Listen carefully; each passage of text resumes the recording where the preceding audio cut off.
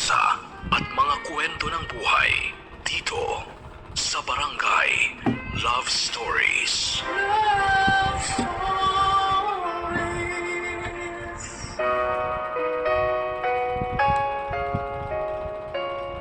May mga taong kapag na-in love ay kayang maghintay ng matagal. Mapatunayan lang ang kanilang pag-ibig para sa isang tao. Pero kung pagkakataon na mismo ang nagpasya kahit gaano pa katagal, ay mahirap talagang abutin ang mga bagay na hindi naman para sa atin. Ikaw hanggang saan ang kaya mong hintayin para sa taong iyong minamahal? Ang pag-ibig ay hindi minamadali. Sabi nga sa banal na kasulatan, love is patient. Minsan, kailangan nating maghintay para sa taong minamahal natin. Ganito ang nangyari sa letter sender nating si Israel. Siya ay nagmahal pero kinailangan niyang maghintay para sa puso ng dalagang kanyang iniibig. Saan kaya hahantong ang love story ng letter sender natin ngayong araw? Ito ang dapat ninyong tutukan dito lamang sa mga kwento ng pag-ibig, buhay at pag-asa sa nangungunang Barangay Love Stories. Dear Papa Dudut, isang mapagpalang araw sa inyo, Papa Dudut, naway magkaroon kayo ng isang masaya at makabuluhang tanghali. Pati na rin sa mga nakikinig sa inyong programang Barangay Love Stories.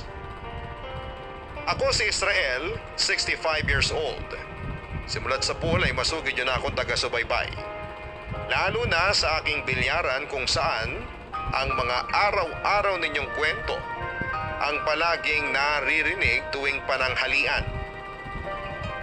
Nagpadala ko ng sulat sa inyo para naman ibahagi ang love story ko. Gusto ko kasing mapakinggan din ng mga tao ang kakaiba kong kwento ng pag-ibig. Taong 1982 nang makilala ko ang itinuturing kong pinakamagandang babae sa balat ng lupa, si Lorena.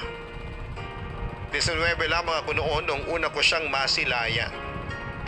Isa siyang kolehiyala na nag-aaral para maging nurse. Ako naman ay isang hamak na boy lang sa isang karinderya sa harap ng kanilang eskwelahan. College dropout ako, Papa Dudut. Wala akong magulang na nagpapaaral sa akin at tanging ang lola ko lamang ang nagpalaki at nag-alaga sa akin. Bata pa lamang ay nagtatrabaho na ako para pag-aralin ang sarili ko. Kaso nga lang ay dumating ang panahon kung saan ay hindi ko na kayang tustusan ang sarili ko, kaya minabuti ko na lamang na tumigil sa pag-aaral. Papadudot, tandang-tanda ko pa ang araw ng pagkikita namin ni Lorena. Maulan noon dahil may paparating na bagyo. Sa kalagitnaan ng pagliligpit ko sa karinderya kung saan ako nagtatrabaho, ay biglang dumating si Lorena, basang-basa sa ulan.